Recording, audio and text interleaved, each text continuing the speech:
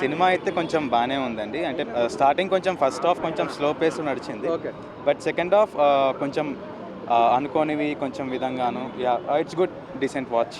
Okay. Biopic of a fan అన్నారు. But I mean ఇప్పటివరకైతే మనకి ఏ విషయం ఎక్కడా కూడా ఏ ఫ్యాన్ కోసం ఏ హీరో అయితే ఎక్కడ రాలేదు. యాహ్! సో బయోపిక్ అని పెట్టారు. It's okay. But it's a good decent watch. But రియాలిటీకి ఎంత దగ్గరగా తీశారు సినిమా?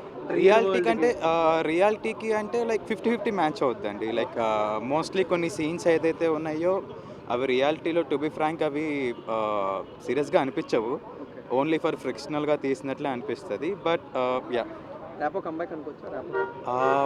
కమ్‌బ్యాక్ అనుకోవటం కన్నా ఒక కొత్త ఎక్స్పెరిమెంట్ లాగా చేశారు. బట్ ఇట్స్ గుడ్, బాగుంది. ఎక్స్పెరిమెంట్ అయితే బాగుంది. పేషెన్స్ కూడా ఉండాలి చూసినప్పుడు. అది మ్యాండేటరీ. ఓకే. ఫస్ట్ హాఫ్ మొత్తం టు బి ఫ్రాంక్ మన పేషెన్స్ని టెస్ట్ చేసినట్లే ఉంటుంది. ఓకే. బట్ సెకండ్ హాఫ్ అనేది మనకి ఉంటుంది. ఎక్స్పెక్టేషన్స్ని కొంచెం రీచ్ అవ్వటం కానీ అదంతా బాగానే ఉంటుంది. బట్ ఫస్ట్ హాఫ్ మాత్రం కంప్లీట్గా మీరు పేషెన్స్తోనే కూర్చోవాలి ఫస్ట్ హాఫ్ అంతా. అదైతే ఉపేంద్ర గారి సీన్స్ అని చాలా బాగున్నాయండి.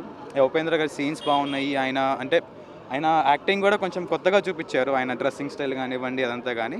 బట్ బాగుంది.